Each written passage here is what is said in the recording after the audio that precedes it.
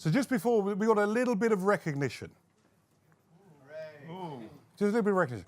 One of our valued members is 70 years and 10 this week. Whoa. So would you join me in recognising our very good friend John Battersby and wishing him the happiest of birthdays? John. Thank you very much. Thank you very much. Please, well done, sir. Hey, many thanks. thank you. To you. Happy birthday to you. Happy birthday, dear John. Happy birthday to you. Good shoes as well, John. Yo. Yeah. I feel very recognised. And by the way, top class shoes as well when you get the opportunity. Give them a show, John. Hey! So look, this is your time now. We've got our panel here. Questions. If I can have your hand up, we'll get the microphone to you, and if I can have your name and organisation. And David, I was going to come to you first. Please, up here at the front. Zach. Thank you. There you go. There's... So David Crawford, I work for Arqiva, which is a pension fund-owned infrastructure company, towers, broadcast, that sort of stuff. And we do a lot of this. A lot of time is spent on recognition, engagement, etc., for all the obvious reasons. One question I've got around, so I've got a theory, and it's very much along the lines of we're 16th out of 18th in employee engagement in the world, or in the whatever that service. It's probably very similar to our productivity level. Yeah, the UK has a crisis of productivity. Yes. It's been in the press many times. I do wonder whether that's down to this engagement or lack of.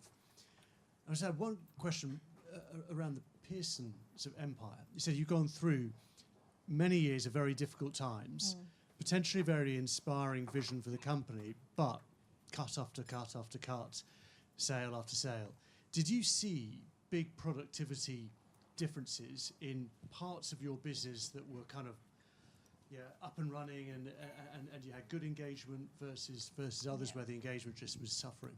Very nice. Great question. Yeah, I'm not sure I could give you the exact measurements, but certainly in terms of, Pearson, just for people who don't know it, a big old company, publishing background, used to own the Financial Times. That's its roots. Actually, originally, I think in the late 1800s, it built railroads across America. So really, diverse, very diverse company. Focused in the last few years purely on education. So 60% of the GCSE market, if you call it market. In the UK would be Pearson's. They own the brand BTEC. They run the Ministry of Defence Welbeck College. Really diverse, but basically anything to do with education they touch. And education, like any industry, is going through huge change with technology, right? So you used to get a book, and that was how you studied. And now it's kind of like, well, actually, you can do that online. And when you do it online, you can give the teachers data, behind it, and analytics that tell you how that student is learning, which then helps you change student outcomes for the better. So that's kind of Pearson's world. So to do that, we have an organization of editors and publishers and people that know how to write books, and really good books, and the books you sell in, the US, a higher ed textbook you'll sell for $300, right? And now you're moving to different revenue streams and licensing and everything else. So you have to make that change within the organization. And so to your point, a huge amount of, we don't need those editors anymore, we need software engineers, right? And when you're going through that change, trying to keep morale up is really hard, because you still need those people to carry on writing the books for a period of time.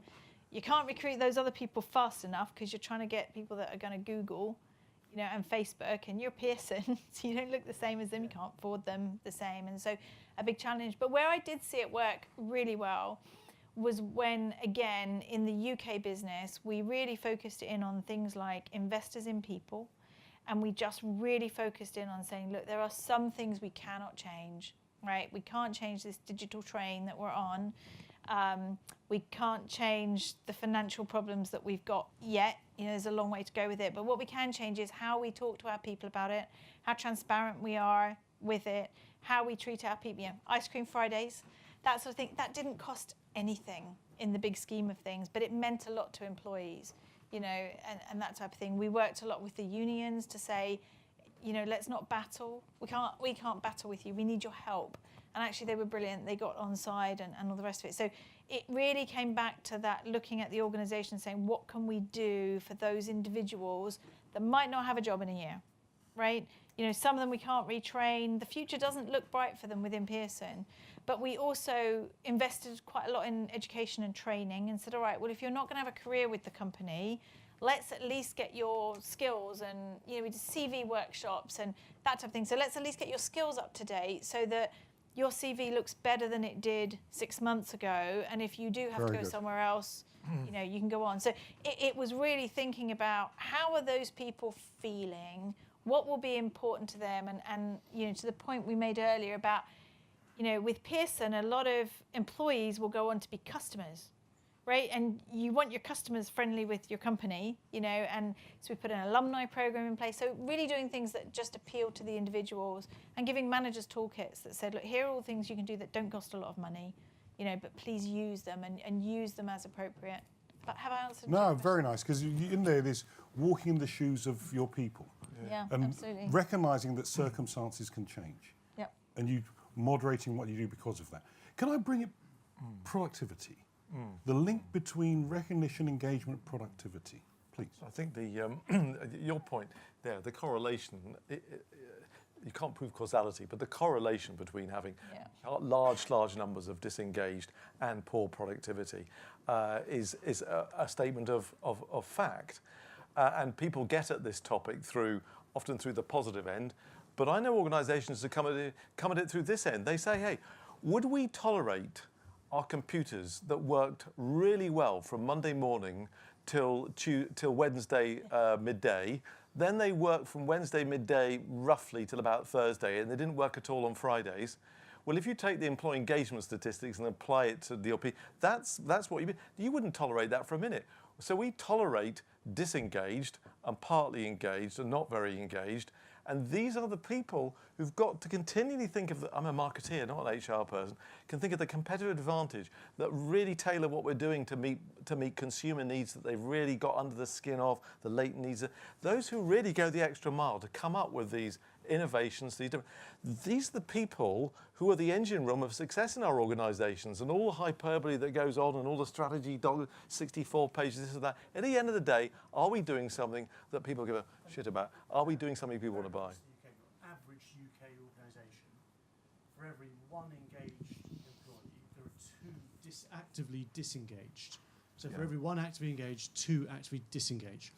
So it isn't surprising that the sort of the morale and the lifeblood gets sucked out of the organisation by the mood hoovers. And Gallup did some work, said for Gallup, one disengaged, really disengaged employee requires 5 engaged ones to neutralise the effect of the person who's always the water cooler, going on and on about, God, you don't believe what they've done now, Jesus Christ. You know, all that kind of moping and moaning. The energy takers as opposed to the energy givers. So you've got to deal with them. This is not, we've said a number of times, haven't we? This isn't a soft and squidgy topic. You've got to deal with dysfunctional behaviour as well as reinforcing the functional behaviour. Very good. Let's take another question. Coming down the front, please. Thank you. Ray Walters.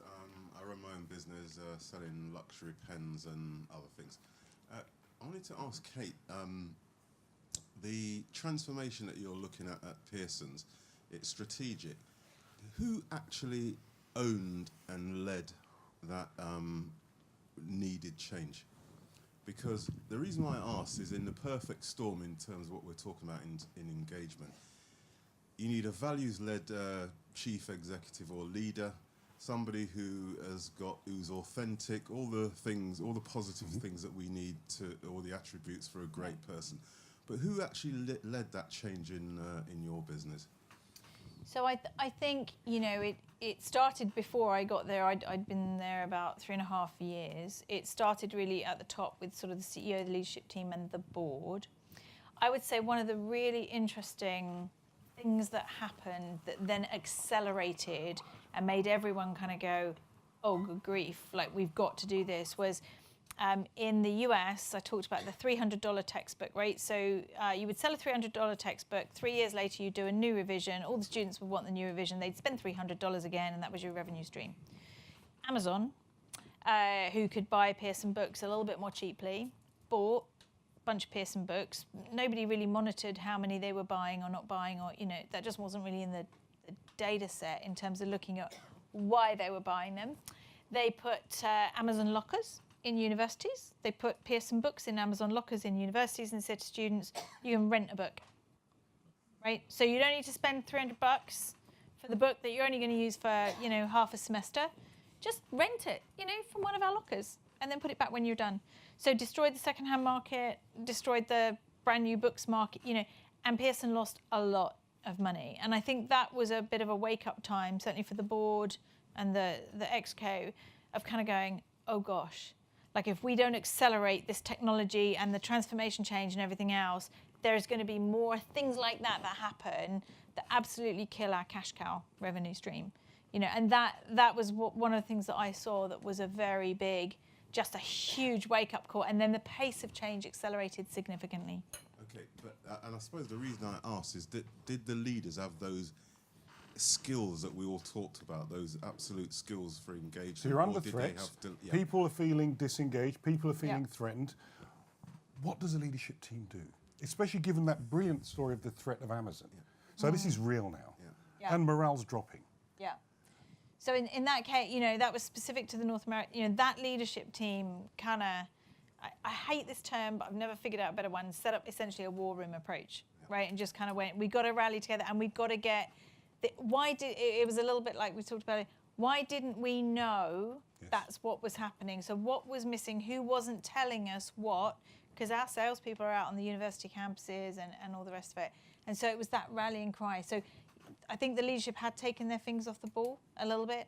They sort of got together and re-rallied around it. Not sure they're there yet, but did a lot of work around I suppose looking my at it. real direct question is, did they have those necessary skills to? Right, okay. So She was saying it so politely. We're British. We're British. Look, just before I take the next question with you, James, David is unfortunately going to have to leave us at his witching hour, but before he does, and he's done a great context for us and some nuggets we won't forget. But I've asked David a closing remark. The future of recognition, the future of engagement. Where do you see it? I'm basically optimistic. Look at we talked about the productivity of the UK. Which country has the world's most productive car industry? We do. The UK. Sunderland. So exactly. So there's nothing wrong with our people when we're well led and we're invested in. Secondly, the young won't tolerate it. They won't join, and if they join, they'll bugger off. If they're not included and not treated, there is a kind of wall coming up. And the conference this morning all about this difficulty of finding people. Well, we're going to have to start attracting people to our organisations as opposed to treating them like human resources. That's a good positive pressure. And lastly, look at the energy in this room for this topic and what Rennie's doing, what Team's doing. I mean, this is going to spread virally.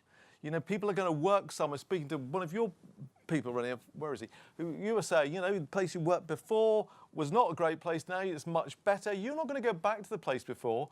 So we need to spread this message. We need to believe it. We need to learn from each other. There's no pat answers. There's no sort of route plan to follow. But when you've worked somewhere that you feel good about, you never, ever want to go back. And in my work, doing my report, I've visited lots of places. If I'm ever reincarnated, I know where I want to work because these places are fun, productive, well-being, great employee experience, and they're successful because, as Chris keeps reminding us, if you're not successful, there's no company and there's nothing to be engaged about. So you put that together. I think there's enough raw material in there to be encouraged and to be optimistic, to grab it, all of us to make our contribution. I really apologise, but I'm dead meat if I don't leave now. Thank you very much. Please give David a fantastic round of applause. You might want to grab his microphone. Great. James, have you got a question there? Yes. My name is James Adeleke from Generation Success. As an organisation, we try to focus on equality of opportunities and get more diverse candidates into organisations. So what role does recognition play in a more diverse and inclusive workplace? Very good. So if we're looking for more inclusion, a more diverse workforce, how can we mobilise, energise recognition to help us? I'm not sure this is a direct answer to the question, but when I was at Dell and I just had my twins in the States, I used to get wheeled out every time they wanted to hire a senior woman, right? It would be like an interviewing panel of all blokes, and they'd be, oh, let's go and get Kate, because she's just had kids, right? And she can come and talk to this senior woman, because we want Dell recognised as an employer that you can be a senior woman with kids.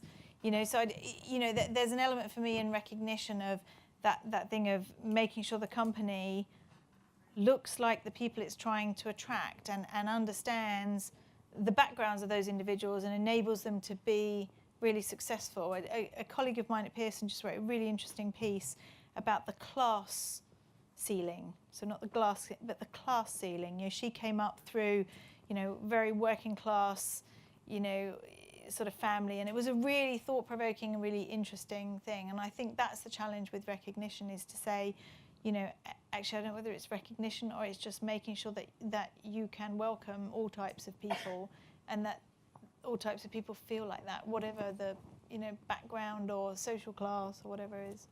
I don't know.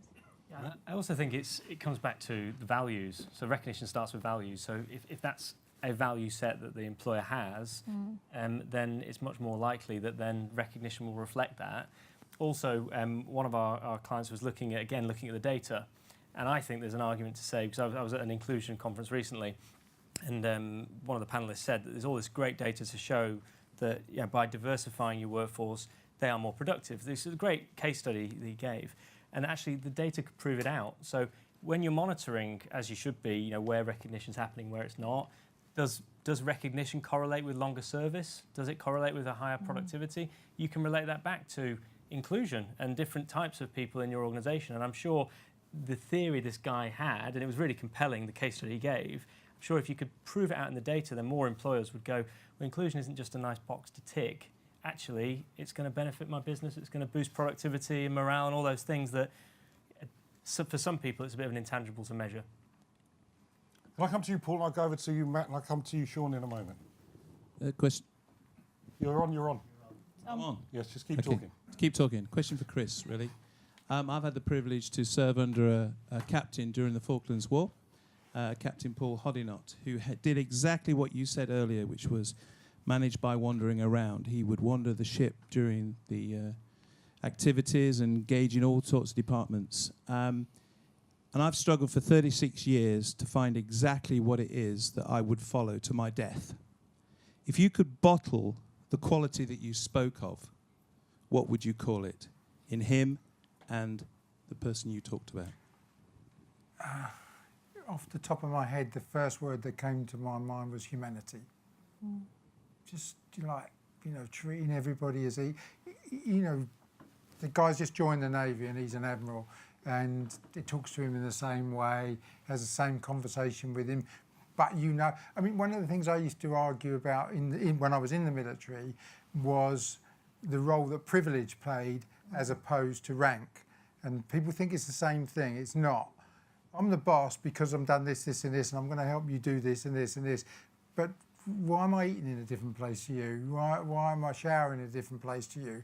You know, and all of those things. So I think that was one of the things that really was a bugbear for me. And the very first, I didn't join the Navy till I was in my early 30s, and so I'd been around, done work. I've been working for 16 years, and I came in, and the first job I had, I used to work out every lunchtime with a PT staff and that, and the captain called me to one side and said, "We don't see you in the wardroom very much. You know, this is a place where, you know, lunch and all that's served." And I said, "Well, I'm working out. I'm working out with all the guys." And he said, "Well, we need to see you in there at lunchtime socialising." And I said, "Well, I socialise." I said, "Every kid on this base," and there was 2,000 people on the base, "they all know me because I take the football team, I run this team, I run that team." He said, "Yeah, but you don't know your fellow officers." I said, you mean the ones who are in there drunk at lunchtime? I said, no. I didn't get off to a good start, to be honest. I said, no, I don't want to know them. I want to know the ones who are out like that. And he literally said, stop talking. You'll be in serious trouble. I need to see you in there now and again. So I ain't following him anywhere, all right, because it was all about privilege. But rank is really important that everybody understands. People talk a lot about flat management structures, and when I did a lot of research on this, and I guarantee if anybody follows this, you'll enjoy this. So you go into an organisation, you say, excuse me, could you tell me how the organisation? Well, we're a very flat organisation here. We're equally treated. I go, oh right. I said, could you tell me who your boss is? They go, oh yeah, it's over there. You know.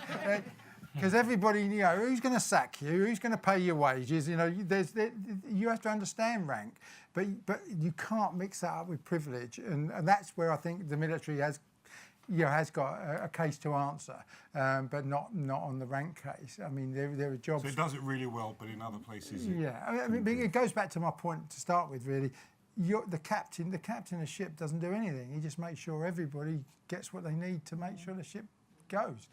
That's his job. And sorry, just one last short story. It was the first job I got when I was in the Navy, having never been in the Navy before, because I was an officer, take charge of these 15 blokes who'd all been in the Navy 30 odd years. They were all in their late 40s. They're all warrant officers running the sonar school, which for those of you who don't know, I didn't even know what it meant, sonar, by the way.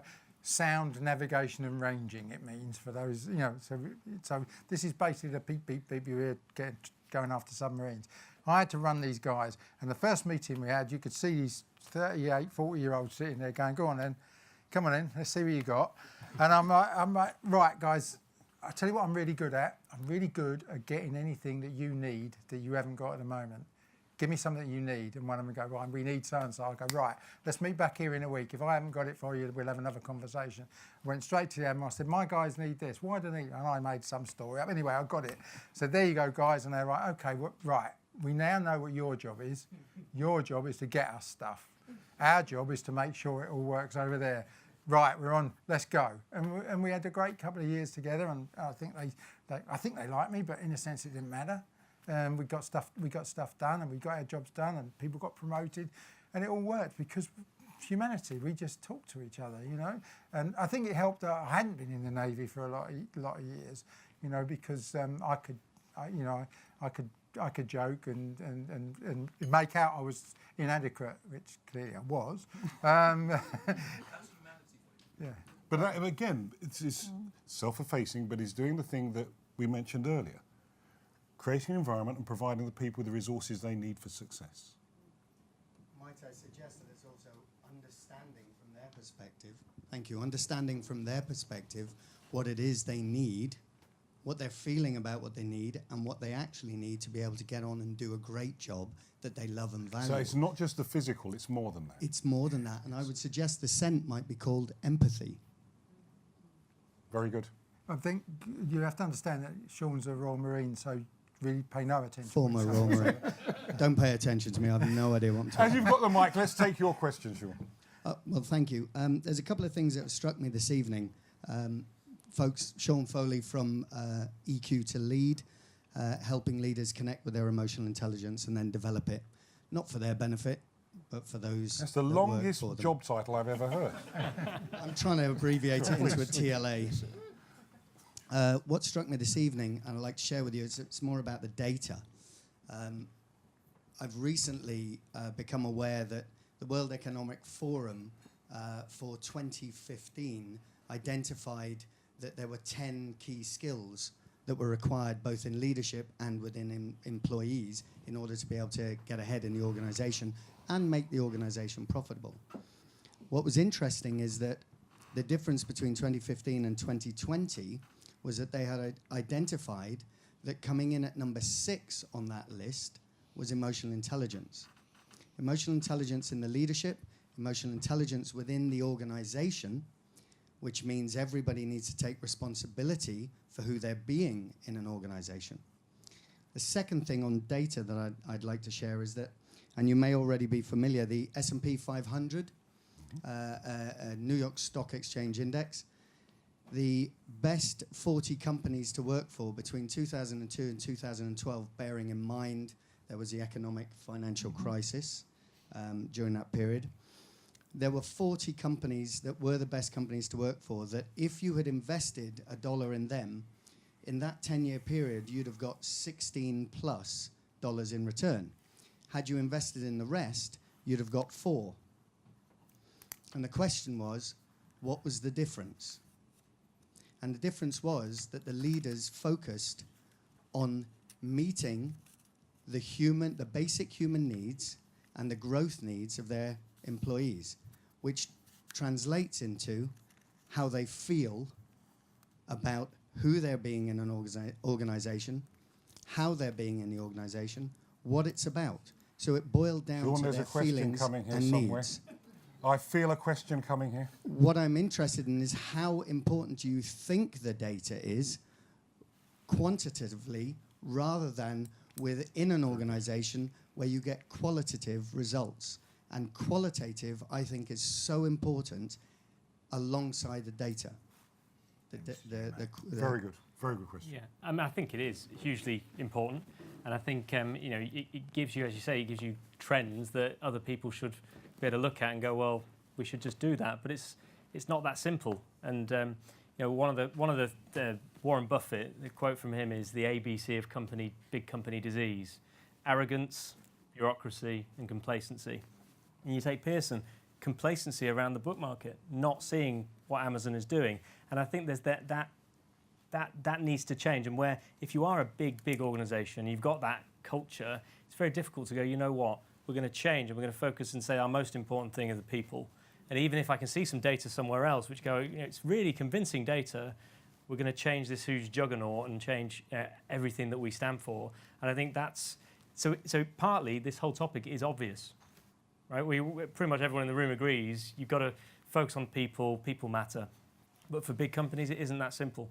It isn't that simple to go, well, there's some great data trends over here which we can't ignore. Well, we're going to ignore them because we're quite good at what we do. It's working nicely. And actually, we're bloody brilliant and not invented here. And there's loads of layers of decision making. So even if we do want to change, it's going to take 2-3 years to change. By the time we've changed, the world's changed again, and we're still 3 years behind. So I think the ABC always sticks with me. And there's a lot of people to choose from if our current people decide to leave. Yes. So therefore, why do we really need to do this? Yeah. Unless there's a burning bridge. Unless there's a burning platform, right? So when you have that thing of when you are trying to change the skill sets, or you're trying to, you know, you don't have that luxury of we've got more than we need in here. You're kind of going, oh, hang on a minute, we're going to have a problem. We're not going to have to get where we need to go if we don't. If we get the well-informed, well-in-touch, well-in-tuned, empathetic leader or leadership, can that sort it? I think it can. I think going back to Matt's point, I was thinking when we were talking earlier on about the war room, and I know there's at least 3 or 4 military people in the room. During the Gulf crisis and the Balkans crisis, I was head of the watch at the intelligence cell. And one of the things when a top secret piece of information comes in is it's not allowed to be photocopied. This was the same in your days, but it was in my day you weren't allowed to photocopy anything because it could be spread around easy. You know, by the way, we're 7 floors underground but that was one of the rules. And within about 6-8 hours of the first Gulf crisis breaking, the boss came down and said, forget that, photograph everything, get it round to everybody. It's got to go. Burning bridge, right? Burning bridge. Here's the problem. When the crisis was over, let's go back, we'll photocopy it all again. Why? At the moment of our biggest danger, we photocopied everything. Sorry, the other way around. But the moment of our biggest danger, we photocopied everything. And then when we're not in danger at all, oh, let's go back and pass something around by hand and get somebody walking around. And so there's this notion that a war room is something you should have permanently. Totally agree. Right? So if you have that permanently, then all the top people are going to be meeting on a daily basis. And it becomes, and the phrase that I like the best in company I was in is that when they would say, well, there's going to be a meeting, somebody would say, by the way, it has client status. Now, in any organisation with a sales force in it, they go client status means you will turn up, you'll be there because this is business. No, we're having a meeting, and by the way, it's got client status, i.e., you will be there. And so, you know, you get that notion of actually this is important. We need to do this. And so when we had the when Pearson had the Amazon crisis, this is the other thing I think about leadership is that at some stage you have to lead. You know, so in the organisation I was in, I was saying, right, we were in a university, and I was the boss. I said, right, we're going to get rid of the library. Why everything's on? It was a business school. Sorry, it wasn't business school. I said we're getting rid of the library. Why? Well, because books are 2 years out of date when we get them anyway. We're having, and by the way, they're all online. And so why are we paying for books? You know, hard copies. Why are we paying for 6 hard copies and also paying for them to be online with 200? And my mantra was, I'm going to do this unless somebody in this room tells me why I shouldn't be doing it. And please tell me now what I'm doing wrong, because I don't want to do this if I'm going to be wrong. And we'd have the arguments about it, and you know, and then it would work out or it wouldn't work out. But I think you know, at some stage, he said, look, I'm here for a reason. I'm the top guy here for a reason, and we need to do this. And if somebody had done that at Pearson, somebody had said, hang on a minute, I was in America last. If he'd have said, say the leader stands up in Pearson and says, I think we've got a really good system here, the model's working really well, books are brilliant. But if anybody in this room knows any reason why we shouldn't keep on with this model, they need to tell me. And somebody said, by the way, I was in America last week, and Amazon, I can't believe that Marge would, or whoever it was at the time, would have gone, oh, well, never mind, don't worry about that. They'd have gone, Jesus, you know, this is a problem. Not when it had happened and knocked billions off their share price, not then. But what you're saying is there that it wasn't joined up. No, exactly. People weren't engaged or weren't engaged enough to care. Well, I think they weren't given permission by the leader to say, hang on, boss, you're well wrong here, you know, and you know, oh, really? You know, I mean, we were just doing it there. I was just thinking what Matt was saying about the trends and so on. So I was thinking, yeah, actually, I definitely want that system in my company. About 20 minutes ago, I thought it was bollocks.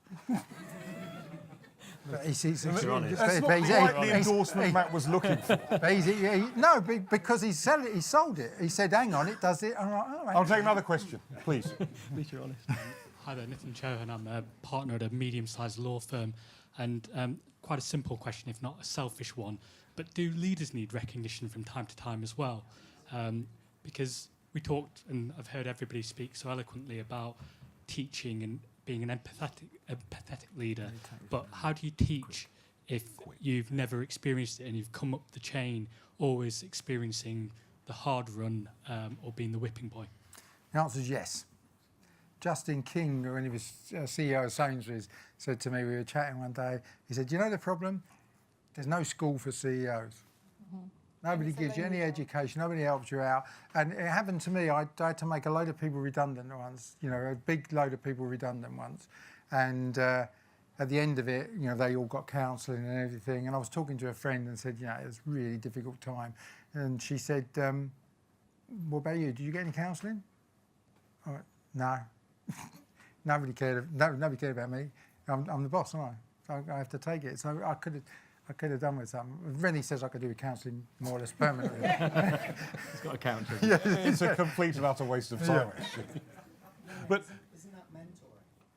Isn't that what it's interesting, but I suppose what Chris was alluding to, in terms of lifelong learning, leaders can continue to learn and develop. Why not? Why wouldn't you invest in them? Yeah, I think it makes a big difference when it does happen, when somebody says to you, well done. Because, yeah, you're expected to be the person that's telling people well done and having the answers. And the reality is, who has all the answers? No one. So I think you do need it. And I think if more and more leaders actually felt the benefit of recognition, yeah, they're probably more likely to implement and to make sure that their business is set up properly to have that in their DNA. Who cares for the carers? It is. Sometimes, yeah. But it's more who cares for the carers. Yeah. Because if you're going to continue to care, you want to know that someone's in your corner as well. Yeah.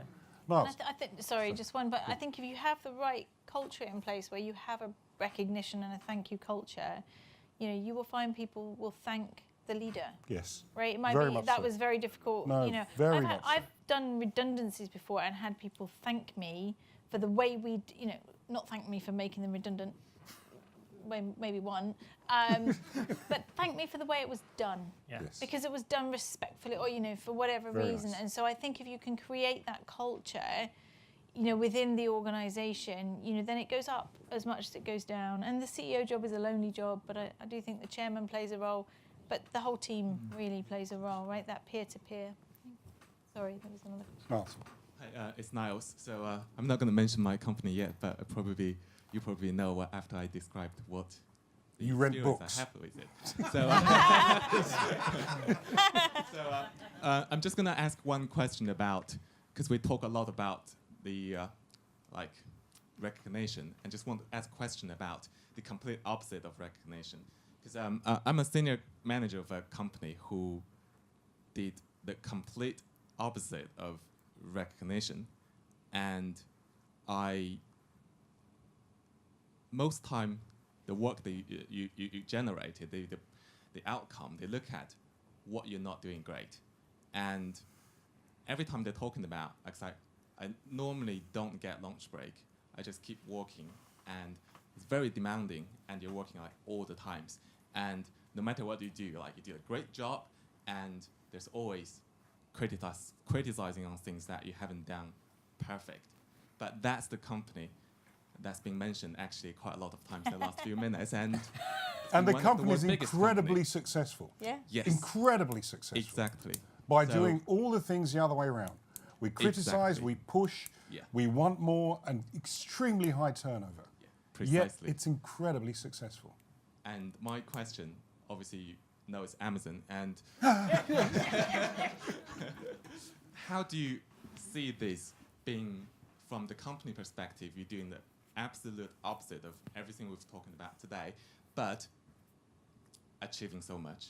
Which company is the only company in history to be voted the most innovative and creative company 6 years in a row by Fortune magazine? Anybody? Google. Enron. Fact. For a period of time. Until it crumbled. Yeah, but for a period of time, they were innovative, creative. Everybody loved working there. They were dynamic, and and they had parties celebrating everything. But then, the basic values. If you ever look at a picture of Amazon's logo, sorry, Freudian slip. If you ever look at a picture of Enron's logo, it's the inverted E, but in the bottom of it, it's got "Ask Why." All right, and there came a point when hubris took over. They stopped asking why, they stopped asking the right questions, and the whole thing collapsed because their values of innovative changed, and they lost their values. But it's really interesting when you see massively successful companies, and you go back to those 6 years, by the way, and read any article, I don't care who it was, who said that was a bad company. They were all going, it's brilliant, they've got this going on, they've got all that going on. You have to be very careful and look at what's going on deep down. And if these things are going on deep down, eventually there will be a problem within Amazon. And knowing Amazon, they'll sort it. To be honest, because they're good at sorting stuff and making stuff work. And if they think that's going to damage, going back to this performance thing again, I keep banging on about. If they think it's going to damage the business, and it will do eventually, then they'll do something about it, or they'll disappear. But they will do that. Companies need to do that. So I mean, it's not great news for tomorrow, but it might be great news for a couple of months down the line. But Was it about change of leadership within it? no, not I don't. There was some debate between Skilling and Fastow and so on, but the point was that I think you're right. I think it was a change in the team dynamic, not so much necessarily the leadership itself, but the dynamic between the team. Somebody wants to be the number one. There was all that going on for 6 years. I mean, 6 years is a long time to be be the top company. But it's interesting going to Kate and Matt behind Niles' question. They're the opposite of best practice, but they're incredibly successful. And there are queues and queues and queues of people wanting to work for them, despite the stories of toxic cultures, inappropriate behaviours. How? Why? I'd be inclined to turn the question around, as a good HR person always does, and say, so why do you work there if you don't get your lunch breaks? And so what is it what is their glue, if you like, that sticks you to the company? Because my guess would be there are career opportunities that you are learning operational efficiency beyond anything you could ever learn, and the company's learning because it's in a very new space, and those are the things, you know, you might not be, nobody will say thank you for missing your lunch break or not being home for 3 days. So you know, maybe tell us what is that recognition? So why are you there? And I absolutely agree. There's a lot of good side about the company for its being super efficient and absolutely black and white. Everything's very clear, and Good points. but lots of these are not coming from the recognition side, not from the like interpersonal, like touching or the feeling that you could get. And a lot of people working at Amazon are kind of, this is a part I was thinking for a long time, that like every individual are driven by two kind of energy, the energy of life or the energy of death. Like the energy of creativity, recognition, and goodwill, and on the other side, the fear of failure, the fear of death, the fear of being attacked, and the survival. So both are very strong energy and very strong push in terms of moving people or a company ahead.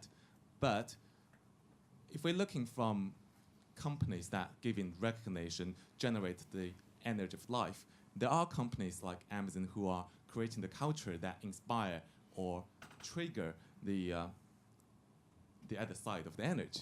But it's still like a very strong energy, like people black and white and criticize, and you do things wrong, and like you're not doing enough, and you're not enough, no matter how many you do, or how much you've done. But it's interesting, Niles, because I know Niles quite well, and it's interesting that they choose their people incredibly well. They know precisely what they're after, they know precisely who they're going to get, and they have no intention of long-term service. That's not part of the game. The game is we choose those who are aspirational, ambitious, who are resilient, who are ambitious, who want to go places, and the deal is very clear. We will teach you how to do this in the most incredible way. You give us everything. When you choose to leave, that's fine. There's no problem with that. It is tough beyond tough. Guess what Niles is, the makeup of Niles is? Completely focused. Will not be denied, going to deliver. But he's got his own life plan. He's not going to be there that much longer. But whilst he's there, he's learning an incredible method of success. And for some of us, that's a great deal. For others, it's poison. But Niles, we were talking earlier, and I think you were saying that out of every 1,000 interviewees, only 5 get taken on. That's what they know. Yep. Well, the other side for me is because I'm part of this group, just get like that from the Yeah. Get your energy here, sucked out tomorrow, come back in 6 weeks. Let's hope for Niall's sake Amazon aren't watching on the live stream. Yeah. I mean, the culture sounds pretty brutal the way you've described it, but it comes back to what we were saying earlier about esteem. So esteem, you know, the need for esteem is either through recognition or achievement.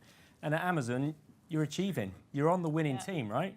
And that is, it's going to build your self-esteem through that. So it might not be personal recognition, but there's a halo about being on the winning team. Everyone wants to play for the best team. And that is so, so powerful. Sorry, I think as well, the other thing that you mentioned, Niles, is really important, and we neglect, is that I've interviewed champions, you know, McEnroe, Connors, loads of champions. Every single one of them says what drives them on is hatred of losing. None of them say they like winning. And they never mention winning. They're not even interested. I hate losing. You read any of their biographies as well. I hate losing. So you can't ignore that separate energy that you spoke about, Niles. I think it's really important. And Niles said another word, clarity. Clarity, yeah, absolutely. Crystal clear. There is no ambiguity. There's none of this soft stuff. It's absolutely clear. Deliver or you're out. And for some people, that's the biggest turn on in the world. For others, there's nothing worse. And what's clear there, and I think what's becoming clearer is being absolutely clear on what is it in terms of talent you're looking for and what you're not looking for. Yep. So, coming towards the end of a fantastic evening, closing remarks from the panel. So we've, again, our questions have been wide and ranging and a really interesting place to end up with Niles. But let's leave on an optimistic note. The future. What's the one thing that each of you would like to see happen that's going to transform our landscape of recognition? What's going to make it much more available to many? What's going to make it more attractive to the employers who aren't quite there yet? Apologies to Kate. Apologies to Kate. I would get rid of the HR department. And I'll get my coat. And no, seriously, I would outsource a lot of the stuff that you would probably want outsourced. To be honest, you know, the mechanical stuff. And I would rename it the coaching department. And I would have a head of coaching, and I would put the head of coaching on the executive board. Because every company I've interviewed and everywhere I've gone has said our people are the most important thing, and by the way, the HR director's not on the board. Just doesn't make sense. Very good. The coaching thing is fabulous. Yeah. Matt? I think there's two sides. So my bias is always on the technology side. So I think companies need to start really thinking and investing internally in the future of technology, not just paying consultants to tell them about it, but internally really understand how their employees use technology, because it's progressing so fast and companies are so far behind already that gap is just massively increasing all the time, even the ones that spend lots of money on systems. And I think if you miss the point that your employee is a human being outside of this environment, they're not about using your company intranet anymore. It's about recognizing them as individuals. The way you're going to reach them is through technology. They live and breathe. Everyone's addicted to their phones. It's only growing, the device addiction. So you've got to get in tune with where that's going. And I think that, for me, will mean companies can be quicker to react and actually much more meaningful in the way that they engage their people. Fabulous. Kate? I think for me, you know, my wish would be that all organisations realise that they are made up of human beings and those people have their own needs, and it's how you best meet those needs. I don't really care what you call the HR department. I think Matt's right, you know, technology is creating so much automation, you know, that I think HR is becoming, certainly the more progressive ones, a coaching, leading kind of organisation. That's certainly more the conversations I have than, you know, payroll or whatever it is. So I think that's the challenge is how do you do it, and how do we as leaders within organisations always remember that? Because I think sometimes where it goes wrong is when you are under a huge amount of stress and you just forget that you're not dealing with machines, you're dealing with people, and they may have had a bad morning or a good morning, or, you know, and you've got to remember that stuff. And where I see managers go wrong the most is when they just forget that because they're too busy with the daily report or with whatever it is. Fabulous. We've worked them really hard. We've asked them questions all over the place. I've answered every single one. Join me, please. Chris Brady, Matt Norbury, Kate Bishop. Join me, give them a fantastic round of applause.